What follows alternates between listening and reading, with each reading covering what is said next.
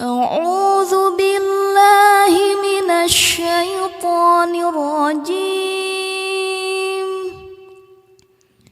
بسم الله الرحمن الرحيم. إذا وقعت الواقعة ليس لوقعتها كاذبة خافضة رافعة إذا رجت الأرض رجا وبست الجبال بسا فكانت هباء منبثا وكنتم أزواجا ثلاثة فأصحاب الميمنة ما أصحاب الميمنة وأصحاب المشأمة ما أصحاب المشأمة والسابقون السابقون أولئك المقربون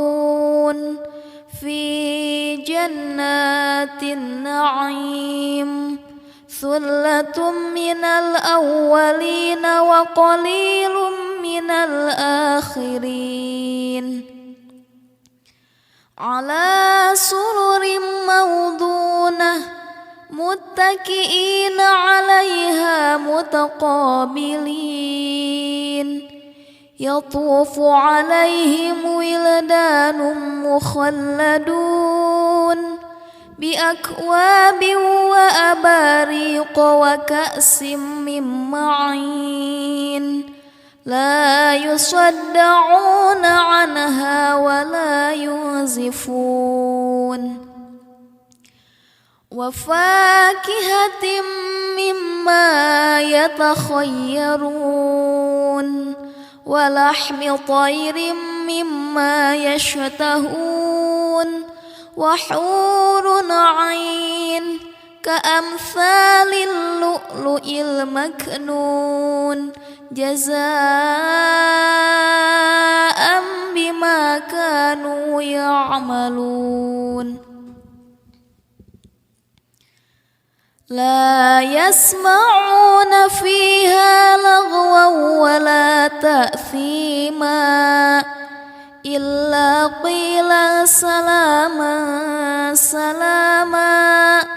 وأصحاب اليمين ما أصحاب اليمين في سدر مخدود وطلح ممدود وظل ممدود وماء مسكوب وفاكهة كثيرة لا مقطوعة ولا ممنوعة وفرش مرفوعة إنا أنشأناهن إنشاء فجعلناهن أبكارا عربا أترابا لأصحاب اليمين ثلة من الأولين وثلة من الآخرين وأصحاب الشمال ما أصحاب الشمال في سموم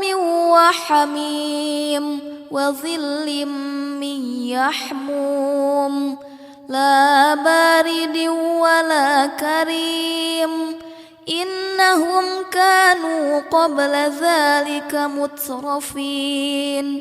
وكانوا يصرون على الحنث العظيم وكانوا يقولون أإذا متنا وكنا ترابا وعظاما أإنا لمبعوثون أوآباؤنا الأولون قل إن الأولين والآخرين لمجموعون إلى ميقات يوم معلوم ثم إنكم أيها الضالون المكذبون لآكلون من شجر من زقوم فمالئون منها البطون فشاربون عليه من الحميم فشاربون شرب الهيم هذا نزلهم يوم الدين نحن خلقناكم فلولا تصدقون أفرأيتم ما تمنون أأنتم تخلقونه أم نحن الخالقون نحن قدرنا بينكم الموت وما نحن بمسبوقين على أن نبدل أمثالكم وننشئكم فيما لا تعلمون ولقد علمتم النشأة الأولى فلولا تذكرون أفرأيتم ما تحرثون أأنتم تزرعونه أم نحن الزارعون لو نشاء لجعلناه حطاما فظلتم تفكهون إنا لمغرمون بل نحن محرومون أفرأيتم الماء الذي تشربون أأنتم أنزلتموه من المزن أم نحن المنزلون لو نشاء جعلناه أجاجا فلولا تشكرون أفرأيتم النار التي تورون أأنتم أنشأتم شجرتها أم نحن المنشئون